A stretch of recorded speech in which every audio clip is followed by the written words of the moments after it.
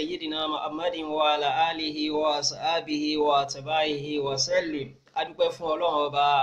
àyànbí wa Muhammad Ọlọ́run kó bá wa ṣe àlékún ìkẹ́ ìgẹ̀ fún sí Ọlọ́run gbogbo àwọn tí wọ́n bá dààmú tí Islam fi yè Ọlọ́run kó bá wa pa wọ́n pọ̀ kẹ́ àwọn àlùfáà wa àwọn òbí wa àwọn olùkọ́ wa àti gbogbo wọn tá a jẹ́ ń gbèsè àdúrà Ọlọ́run bá ṣe dáadáa fún wọn. À ń kí gbogbo wa pé assalamu alaikum wa rahmatullahi wa barakatuh. Afa Sheikh Muhammad Hussein Kashif rahimahullah ó ní buniya al-Islam ala kalmatain kalmatu tawhid wa tawhidul kalima. Afa yìí ó ní wọ́n mọ Islam olórí gbólóhùn méjì. Gbólóhùn àkọ́kọ́ kalmatu tawhid, wọ́n mọ Islam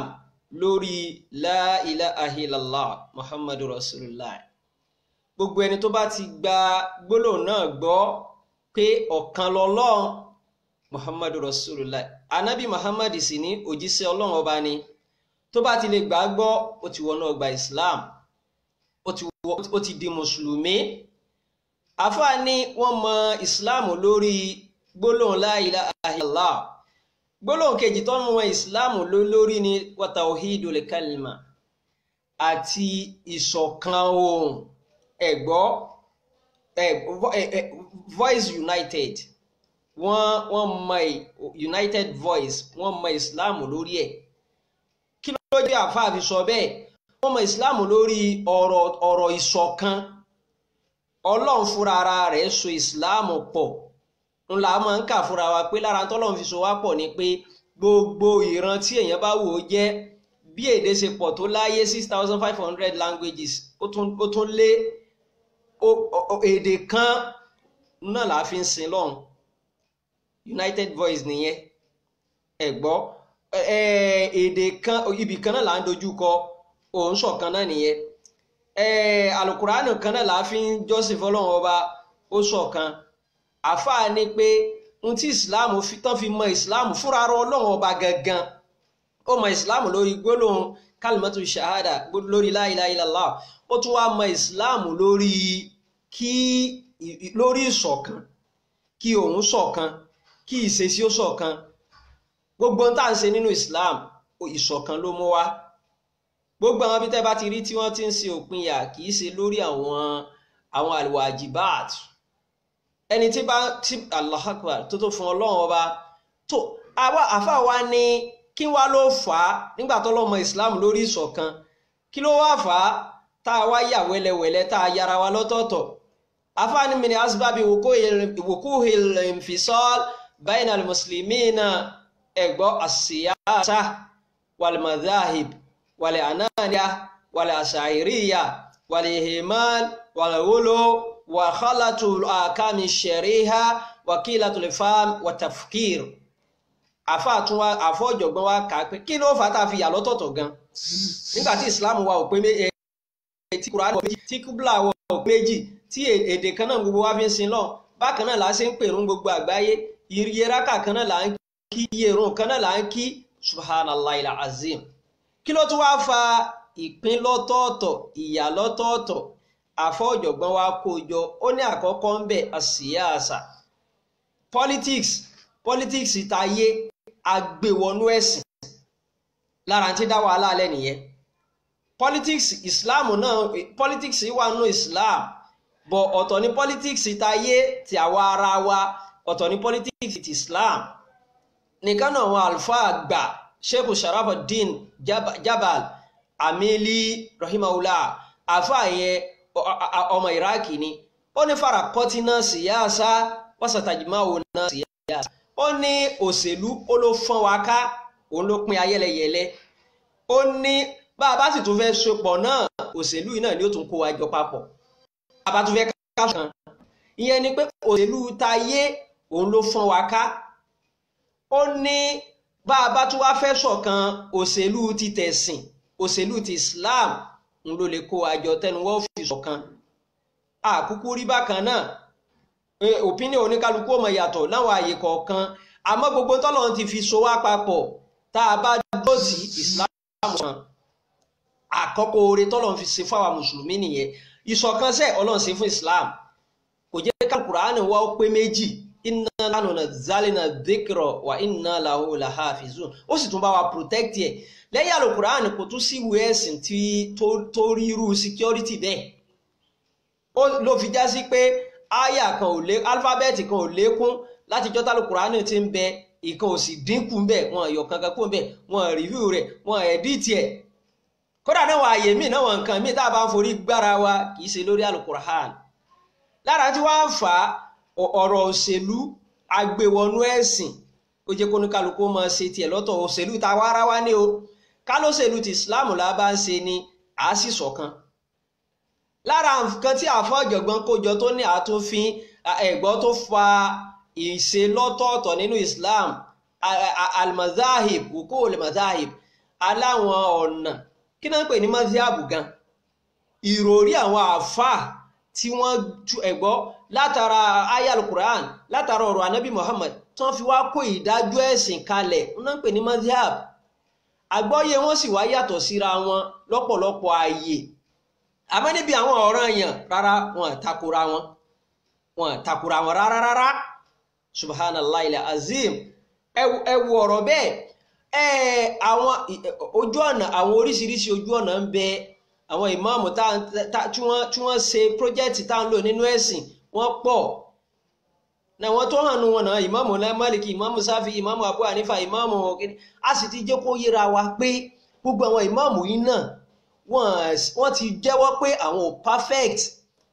wọ́n fàyè lẹ̀ pé ẹ lè rí ẹ̀rọ nínú ọ̀rọ̀ àwọn ẹ lè rí ọ̀rọ̀ nínú mistake àwọn alikamalu kulluhu lillah Ọlọ́run nìkan ló pé gbogbo àwọn ìmáàmù yẹn ni àkáwà náà sì gbé sí làákà ìlóòótọ́ ẹni tó dàgbà jù náà àwọn ìmáàmù mẹ́rẹ̀ẹ̀rin ìmáàmù Abu Hanifa 67 years tánàbí ti kú ni wọ́n tó bí kan tó wá bí kó tó wá dàgbà kó tó wá ìmọ̀ kó tó wá máa kó ìmọ̀ jọ kó tó máa kó jọ kó tó máa kó àdìsí jọ kó tó máa kó àlùkùránì ti wà standby tiẹ̀ ànábì kú gbára ọdún tó tẹ̀lé tí ilé àsìkò Abubakar wọ́n ti ṣètò bí wọ́n ṣe kó àlùkùránì jọ so tọ́rọ̀ bá rí bẹ́ẹ̀ nínú àwọn ìmọ̀ yòókù tí wọ́n kó jọ ó rọrùn kó dí kó lé Yorùbá ní ọ̀rọ̀ òkèèrè bí ò bá lé kan sì dé kan ó dáwọn jẹ́ kó yé wa àwọn àkáàkan náà àfà wọ́n ní sàábé mẹ́rin péré náà ni Abu Hanifa abáláyé àwọn kan ní sàábé mẹ́fà ni gbogbo kò tó sàábé mẹ́wàá tí àwọn tí wọ́n sì gba authentic ìmọ̀ lára wọn náà nìyẹn àwọn tán bá nàbí lò gbà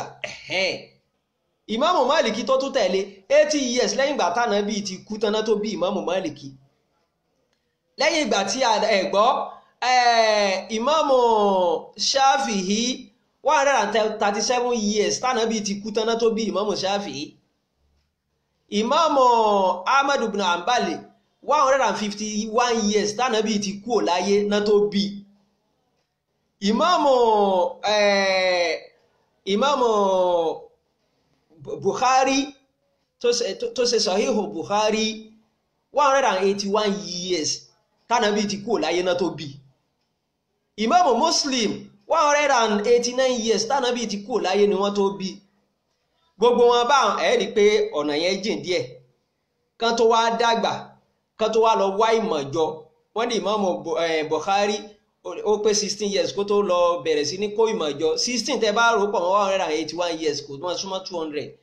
ó sì tún fi 16 years ó fi kó àdìsí ànábì jọ ẹ̀sù yìí náà máa ó ti dá 200 years kọjá wọ́n sì ló kọ́kọ́ compile ó kọ́kọ́ kó àdìsí 600,000 jọ wọ́n á screen rẹ̀ wọ́n èwo ló jẹ́ authentic èwo ni ò jẹ́ authentic wọ́n náà ṣàyè rẹ̀ dé 7,000 plus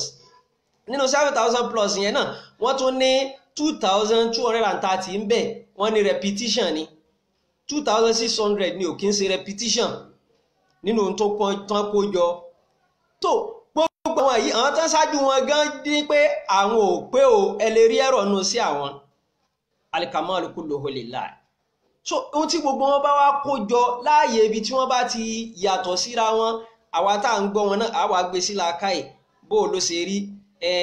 evidence tẹ́lẹ̀ ìdá evidence tẹ́lẹ̀ ìdá èyí tá a bá rí pé kódà èyí tí ó bá mú evidence àdìsí wá tí kan wá mú evidence alukurahanu wá a mọ̀ pé alukurahanu wá superior a fi àdìsí lẹ́m̀bẹ̀ yẹn bẹ́ẹ̀ àmọ́ alukur'an ìwé tó bá àná mu ni tó bá ẹni mu ni tó bá ọ̀la mu ló fi já sí pé báwọn àáfàá náà ṣe mọ́díà tí wọ́n lo ìròrí wọn tí wọ́n fi ṣe ọ̀pọ̀lọpọ̀ fatuwa àwọn ẹ̀sìn náà àwọn nǹkan míì wà tó dé láyé ìsìn tí ò bá nábì láyé masalan àpèjúwe pé orí èèyàn ẹja fọmi sí i la orí èèyàn wọ́n fẹ́ fa ẹ̀jẹ̀ sí i la gbogbo nǹkan bẹ́ẹ̀ technology ti gbé oríṣiríṣi nǹkan sí ìyẹn làáfà kan dúró pé ara mu lo bídíà ní o ìyàwó bímọ sì ní ìyàwó àtọmọ nídìí ẹ̀ rárá o àbí ó gbẹ̀jẹ̀ lójú ayé rẹ o ní kẹkẹ wọn gbọ́dọ̀ fún ìyàwó àtọmọ ní ẹ̀jẹ̀ ó sì lù àwọn méjì ìyàwó àtọmọ padà kú. àwọn kan dúró pé sáà wá ti ṣe sẹ́ẹ̀ láyé ìgbà wọn tẹkinọ́lọ́jì ò tí ì dé ojú ni wọ́n fi ń rí oṣù nísìn ẹ̀gbọ́ machine ti wà tí wọ́n fi ń wo oṣù àwọn kan ìlàlẹ̀ ò fi máikrófóònù pèrún tó bá ti lo máikrófóònù ẹ̀fíànù oríṣiríṣi láǹgọ́sìn kódà àwọn kan ní kíkó alukùránì jọ wọn ṣàkójọ lójú ayé ànábì Muhammad náà wọn sì kó àdìsí jọ sínú tírà lójú ayé ànábì Muhammad sallallahu alayhi wa sallam kíkójọ tó kójọ ń ṣe bó ṣèrànlọ́wọ́ fún ìsìláàmù ni nígbàtí àwọn àgbé wá tí ayé gbé wá láyé ìgbà kò sí pé wọ́n wá modernize kéwú gbogbo ní ìsìn àbí ṣé àwọn sàábé wọ́n gba sàtífíkẹ́tì ìdádí wọ́n gba ti ìpìtì dáyí wọ́n gba ti sànàwí wọ́n gba ti first degree lọ́wọ́ ànábì wọ́n gba ti second ìgbà ló jẹ́ kán modernize gbogbo ẹ̀ ló fi wá di pé ní ojú ọ̀nà Islam náà o nínú ẹ̀kọ́ Islam kódà èèyàn lè gba doctorate èèyàn lè gba professorship káwá nítorí pé kò ti sírò èyí láyé ànábì ẹ gbọ́dọ̀ fún yẹn certificate Islam rárá àwọn nǹkan tí ìgbà gbé wá nìyẹn tí ẹ̀gbọ́ tí ọ̀làjú gbé wá tí ayé gbé wá nìyẹn bẹ́ẹ̀ ó pọ̀ lọ bẹ́ẹ̀ nìkan bá ní kẹ́ńdà pé wàlímà alukurani táwọn afáǹsẹ bídíà ní aráàmù ni òun náà ó wá dá skul ẹ̀ ó lẹ kéwú mọ́ kíní kan Islamic Nursery and Primary School ó wá ṣe bẹ́ẹ̀ tán tó níjọ́ kan wá ń pè àwọn tán fẹ́ wá sọ wá ní pé Western education wa à ń gba 20,000 Islamic education torí àpọn ọmọ yín ní tafizul Qur'an wọ́n san 10,000 lórí ìyẹn àwa wò ó kéré jù ọmọ mẹ́wàá wà ní kíláàsì kọ̀ọ̀kan primary 1 to 5 ká mọ̀ báwọn ó jẹ́ 50 students tán bá gba 50 students tán bá gba 10,000 lọ́wọ́ ọmọ kọ̀ọ̀kan lórí pé wọ́n ń kọ́ ọmọ yẹn ní alukur'an ó kọ́ lálukur'an ó jẹ́ 500,000 ní táàmù kan táàmù kejì 500,000 táàmù kẹta 500,000 ó jẹ́ 1.5 million tí ó rí ní ọdún kan tí ó bá sì ṣe pé ó lẹ Western education papọ̀ mọ́ Islamic education àwọn èèyàn wa ò fẹ́ràn kùránì wọn ò fẹ́ràn ìmàlù kùránì tó bá wọn tán fi máa wá san 10,000 lórí ọmọ kan ní táàmù kan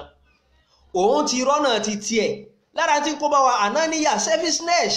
àfitara wa nìkan tí nǹkan bá ti wá kọjú sáwa àgbà wọlé bẹ́ẹ̀ àárùn mọ́bì kan tí ó bá ti kọ̀yìn sáwa ó di bídíà ó dàrám ibo la fẹ́ ṣe yẹn dé ẹ wá bí ẹni tó wá rí 1.5 million lé ọdún lórí ẹ̀kọ́ àlùkùránì pé ń kọ́ àwọn ọmọ lálùkùránì nígbà tó àtàjì ẹ̀mọ́ Western education láàrin ọdún 5 yóò rí 7.5 million lórí Islamic education nìkan lórí ọ̀rọ̀ àlùkùránì nìkan là ń sọ òun ẹni yẹn wá ń kọ̀ndẹ́mù wàlímà àlùkùránì àáfà tó ń wá ń kọ́ ọmọ tó jókòó ní ẹ̀gbọ́ kò gbowó oṣù kò gbowó ọ̀sẹ̀ kò gbowó ọdún láàrin ọdún 5 tó fi kọ́ ọmọ ní alukuran ẹ tún wá ní tó bá ṣe wàlímà alukuran ó tún ti ṣe bídíà ó tún ti ṣe yàrá kí ló yàtọ̀ òun tóun fẹ́ gba owó títí ẹ̀ lẹ́ẹ̀kan náà ìwọ tí wọ́n ń gbà díẹ̀ ìsàtọ́rọ̀ bá rí bẹ́ẹ̀ ẹ má jẹ́ a máa fi ànáníyà lára tí tó ń dà wá láàmú nìyẹn self interest selfishness anabi Muhammad sallallahu alaihi wasallam ó ní la yu'minu ahadukum hatta yuhibba li akhihi ma yuhibbu li nafsi kò jẹ́ mùmínì kò jẹ́ ọmọlẹ́yìn ànábì ó dìgbà tó bá fẹ́ fúnra rẹ̀ fún ẹ̀dá ẹgbẹ́ rẹ̀ ń tó fẹ́ fúnra rẹ̀ ìwọ fẹ́ kọ́ ọ̀sẹ̀ wàhálà àbí ṣé ànábì náà ó gba owó lórí pé ń kọ́ ọmọ ní Quran lójú ayé ẹ̀ àwọn nǹkan tí Islam gbé wá nìyẹn ẹ̀yin náà wá ẹ modernize ẹ̀ sì ń gba owó lórí ẹ̀ sì wá ń bú àwọn kan pé wọ́n ń ṣe wàlímà alukur'an kí ni yàtọ̀ láàrin yín àbí láyé ń sìn àti náà àwọn mọ́sálásí tí wọ́n ń san sálárì fún imam tó bá kọjú sọ́dọ̀ àwọn ẹlòmíì wọ́n ò ní òdà báwọn lórí pọ́n kírun wákàtí sànàbí gba sálárì tó bá kọjú sẹ́wọ̀n bòmíì ó wà pé ń bídíà wọ́n pè ní haram ìdá tọrọ bá rí bẹ́ẹ̀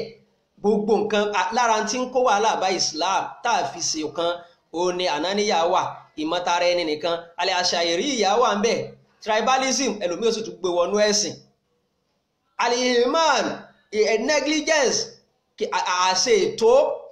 ìmọ̀ fi nǹkan ráre lára tí ń kó bá Islam nìyẹn aliguluwu àṣejù òun náà tún wà lára ẹ̀ khalatu akami sharia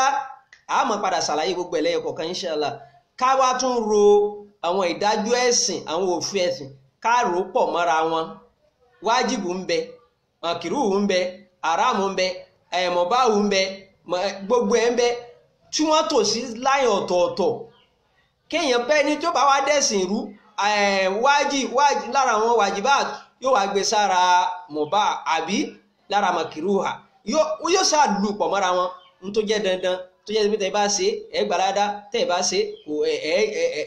ẹ jìyà àwọn kan wá ń bẹ tẹ́ bá ṣe ẹ gbàládá tẹ́ bá ṣe kò sẹ́sẹ̀ kò sí jìyà kankan bẹ́ẹ̀